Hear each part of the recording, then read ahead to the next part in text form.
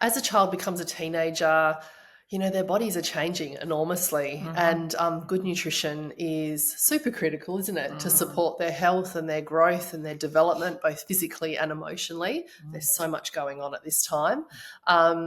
However, it's also the time when many teens actually begin to really exert their free will. It's a nice way of putting it, and make their own choices. And unfortunately, when it comes to choosing what to eat, they're often heavily influenced by their peers and also clever junk food advertising. So poor food choices can prevail. Many a health conscious parent, myself included, find it really, really tough to deal with, formerly healthy teens suddenly having a penchant for processed food. So today we thought we would discuss a few suggestions for encouraging teens to make food choices to nourish their rapidly developing bodies and just support ongoing good health. We both have an adult each in our household and a teenage in our household. So I think, we can 100% speak not only from our kind of professional experience, but also from personal experience. Yeah. So, the first things first, you get started, I think. Yeah, sure. I guess the first thing first is to kind of set the standard. So even though they're becoming more autonomous, it's still up to us to kind of set the standard and fill the pantry with healthy choices. So I know for me, when my kids, especially when they start getting that newfound sense of freedom and they go out to shops and to, out on the town, not even at night, but just to the shopping centre and stuff.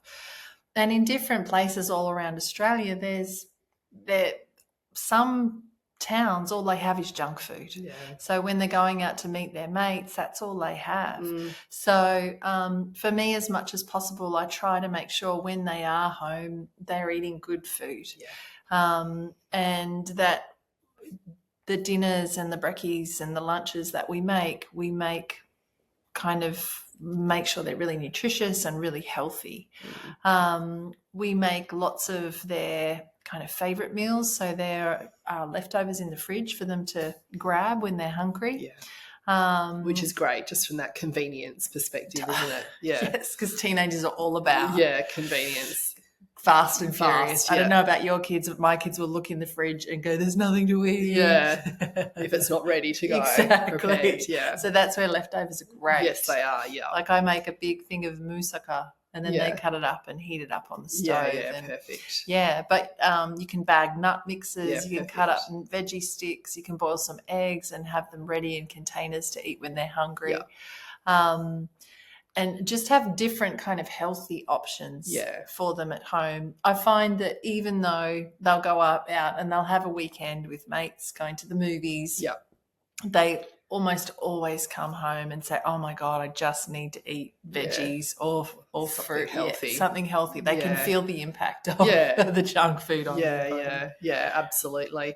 And also getting back to, like what you were saying where, sometimes kids are out and about and there aren't great choices. I often also do talk to my kids about, well, if they're out at our big local shopping centre has a lot of choice and there are healthier choices. So we discuss that, them getting grilled or getting sushi would be a better option than them getting McDonald's or KFC, for example. So even if their mates are having the other things, this would be something that would be preferable. And they don't always take your advice. I'm not saying that they do, but just at least helping them to think through the other options and just making that kind of awareness kind of be raised. The next thing I feel is family meals matter. Research has confirmed that teens that eat at a table with their family as opposed to alone or in front of the TV are far better off nutritionally, 100%, but also socially and psychologically. So it's such a simple thing is to make an effort to eat at least one meal a day. It doesn't have to be dinner. It could be breakfast or on the weekends, making it that, there's a meal that you guys all sit down together and actually eat is just such a simple thing, and it can have a really profound effect on your teenagers' long-term health, both physical but also mentally and emotionally, because there have been studies, haven't there? Totally. Where children that eat at a table with their parents are less likely to develop risky behaviours. It decreases their risk of addiction, just better outcomes for health all around. Mental health especially. And less risk of eating disorders. Just on so many levels. So good for you. I'm thinking it gets harder to eat together as your kids get older and they kind of have Everyone's got different schedules. Totally. But for us, I found out now we often have breakfast together. And sometimes there's a few of us there at dinner, and Jack will be training, it's kind of just, I guess we want to bring awareness to just how important it is. And don't let go of it. No. Even if you and your partner have those regular times where you eat meals and your kids know that that's when dinner time is, and hopefully they can kind of and like you said, I know Jessie's having later and later training sessions. So we actually, will eat ahead, and it might be just Saoirse and I, or it might be the three of us. And then Jessie comes home and his dinner's ready, but quite often I'll just sit at the table with him while he's eating dinner, or one of us will be talking to him, washing up. We're cleaning up after dinner because, we want to go to bed as well. Still someone there. There's still someone. He's not just sitting by himself actually eating. So, it doesn't have to be that perfect family meal, and just trying to, because it can be, I've noticed myself do it. I know my son does it, like the TV or a screen is on. And to really kind of, it's much better if you're talking to someone or even just kind of mindfully eating your food. Because when we're on a screen, we're not aware of what we're taking in, whether we're full or whether we're not full. But another important point with teenagers is that you've got to pick your battles. Always. And the one thing I guess we can do is control the food that we buy and the food that we prepare at home. Other than that, I would really invite you to avoid power struggles over the foods they choose to eat. For me, it's, again, education, and it's not in a smart-assy way, but it's kind of helping them join, as in not kind of I told you so when they eat something and then they feel terrible after. It's more, kind of helping them link things up so they can make better choices for themselves because of how they felt after they ate, like, say, the whole packet of something rather than just one or two. Or even just, I know for my kids, skin is a massive join the dots moment for mine. They'll have a bit of an outbreak, or, one huge blind pimple will appear, and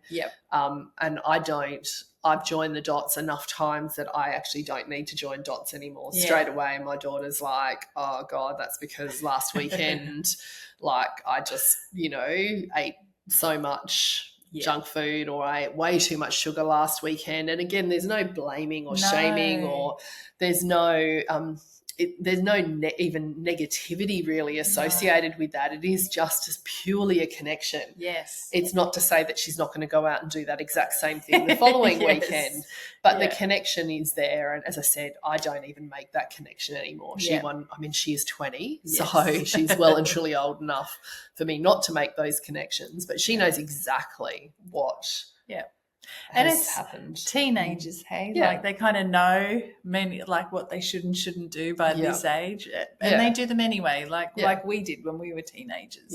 It's kind of, it's part of learning and growing up. But nagging them is just it's never going to work, is it? No. Well, I think it's tempting though. It is to go on and on about why did you have to choose KFC, or it is, but I think it's for me. I see these teenage years as really precious. With relationship building. And I can see in families where relationships are destroyed at this time. And so that's where picking your battles becomes really important.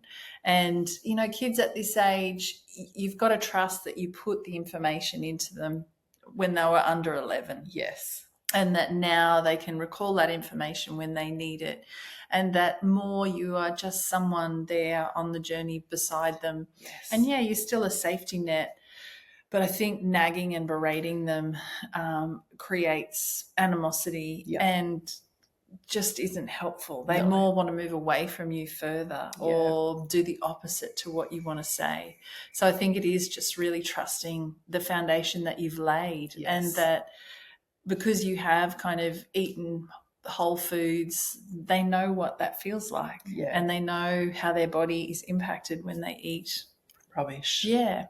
Junk food. And that it's part of 100% learning and growing. This too will pass. The phase will pass, won't it? Yeah. I mean, I know from my experience it 100% has passed where, as I said, my kids were like, woohoo, mum's not in control anymore. I'm going to go, buy things that she's never, ever bought me in the past. Yeah. And like you've just suggested, I've trusted, I've put in the hard work, I've laid the foundations. They know what it feels like to eat well, and now they're about to find out what it feels like to not eat so well. Yes. And even if I know people have said to me before, my kids, they don't seem to realize, like they don't seem to acknowledge that they don't feel so great. And I feel like deep down on some level, like even when my kids have, not complained that they felt any differently and not had maybe a skin breakout after a weekend of indulging in junk food, I just feel like they know on some level they don't feel quite right. Yeah, I agree. Might not be overtly sick, but they just don't feel quite right. Yeah. So, and it is there on some level, and they will never admit that to you. No. And I think they're teenagers, like I know my son will come home and it will say, I feel like crap because I've eaten this, that, and the other. And 2 days later, I'll see it in the back of his car and there's all this. Yeah, the same. Yeah. So, but I mean, I'm sure a lot of us were the same. Absolutely. And I just think you do kind of circle back. My mum used to call me Georgia Junk Food. Really? Yeah, wow. Absolutely. Okay. I went through a phase of 100%. I lived in a, little small kind of, not town, but like on the outskirts, like one of the outer skirt suburbs. And we had Hungry Jacks come into the equation, and we were just like, this is the best thing ever. And my mum was really health conscious, and she was disgusted that I was going there, and I just thought it was fantastic. Yeah. And as I said, she just, probably the worst thing she could have done was calling me names like that. But it didn't faze me. I still ate the Hungry Jacks, and then I got well and truly sick of Hungry Jacks. And look at me now. Yeah. Then I became a naturopath, and that was definitely well and truly put behind me. But like it's a phase, isn't it? It's like almost a rite of passage. Yes, and I think that's what happens with a lot of things. Kids, especially teenagers, they're wired to try new things, to experiment and do dumb things. And I think the more we're there to support, but without fully directing or nagging, I feel like they go through the phases quicker and come back to good point, kind of what's better for them. The other thing that I found really, really helpful is to actually outmarket the junk food companies, because outmarket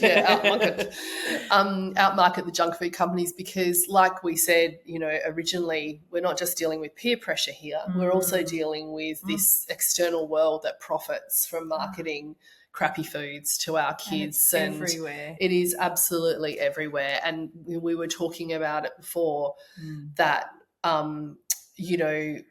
we were actually talking about another podcast that we were listening to where they were really, disgusted at all of these high-profile sports people that are taking lots and lots of money to promote foods that they probably would never choose to eat themselves in reality. Yeah. And I was talking about a friend of mine who, like a friend of the family's, who is an AFL player, and my son really looked up to at the time when he was younger, and all of his mates were drinking energy drinks and sports drinks. And, I was telling him that these weren't great things. And then he said to me, but, I'm not going to name drop here, but so-and-so Yeah. drinks them. And I'm like, how do you know? He's like, because I see him after the game with him in his hand and it's like half empty. And so the next time we caught up with this family friend, I asked him about this energy drink because they were the sponsors of the football team. And he's like, I would never drink that. Like, I just usually tip a bit out. We get given it and we have to hold it. Yeah. We have to have this at press conferences. Oh, it's terrible. And I'll tip a bit out to make it look like I've had some, but I never, ever drink it myself. Yeah. So, that was always great. And I don't know, for me, I always just looked out for examples even in the media of people actually doing the right thing. So if there was a sports person that was talking about their healthy eating habits, actually now, like even as a 16-year-old, there's some incredible role models out there. So good.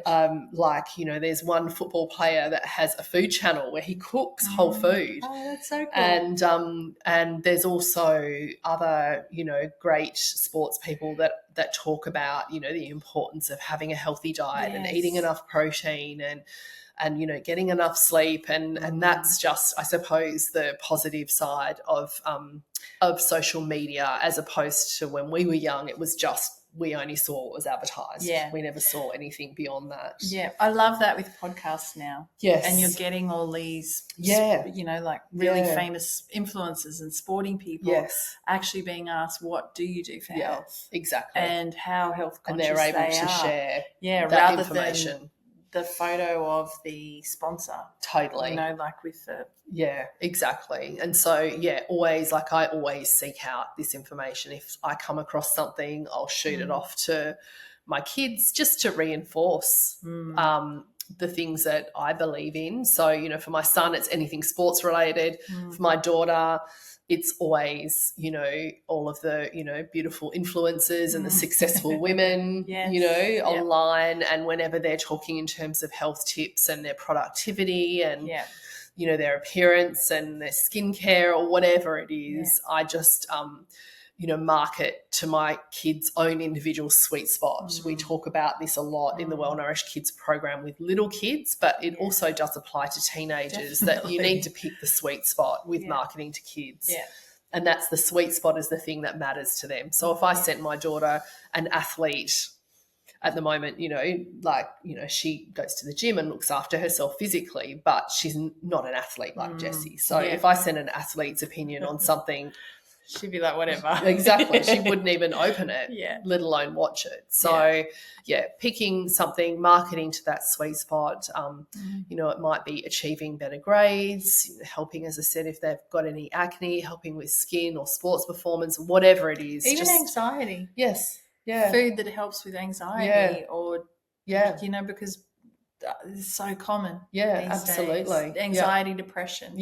Through teenage years. So kind of for them to have more information on how they can support themselves through that. And for young women and their period and just having a pain-free period. Yeah, absolutely. There's just so many options for you to work with on this one particular point. So I think that's it for just, a couple of tips for raising, healthy teenagers despite all of the adversities that we have with, as I said, junk food marketing and peer pressure and so forth.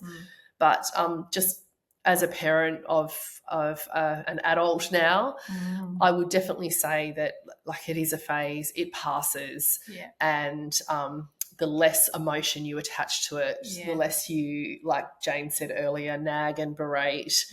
It never, ever works. Guilting and shaming kids to do something that you want them to do never, ever works. So we set up a whole cascade of issues. So just sticking with the positive stuff once again, relating to your kids positively when it comes to food is the best way to support them through this phase. Yeah.